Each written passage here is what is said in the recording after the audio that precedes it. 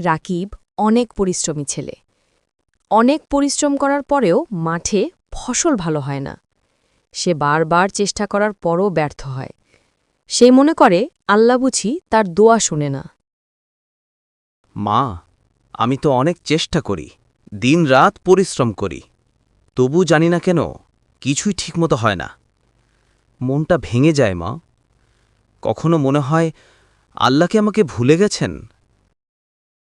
বাবা, আল্লাহ কখনো কাউকে নিরাশ করে না। কখনো কখনো তিনি একটু দেরিতে দেয়, কিন্তু সবসময় উত্তমটাই দেয়। তুমি শুধু চেষ্টা করো আর আল্লাহর কাছে দোয়া করো। মায়ের কথায় রাকিবের মনে সাহস জাগিয়ে দিল। তারপরেও চিন্তা করছিল আর হাঁটছিল।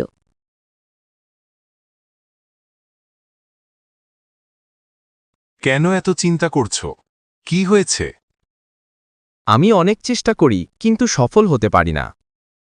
মনে রেখো, আল্লাহ তোমাকে দেখেন। কখনো হার মেনো না। যাদের মন পরিষ্কার, আল্লাহ তাদের পরীক্ষা নেয় ও উত্তম কিছু দান করেন। রাকিব এবার আল্লাহর উপর ভরসা রেখে কঠোর পরিশ্রম করতে শুরু করে। কিছুদিন পর তার ফসল অনেক সুন্দর হয়েছে। সেই ফসল দেখে তার মন ভালো হয়ে গেল। সে তার মায়ের কাছে গিয়ে বলল, মা, এবার আমাদের ফসল অনেক ভালো হয়েছে। বলেছিলাম না, আল্লাহ কাউকে নিরাশ করে না। জীবনে যতই কষ্ট আসুক, আল্লাহর উপর ভরসা রাখো। তিনি কখনো কাউকে একা ফেলে দেয় না, নিরাশ করে না।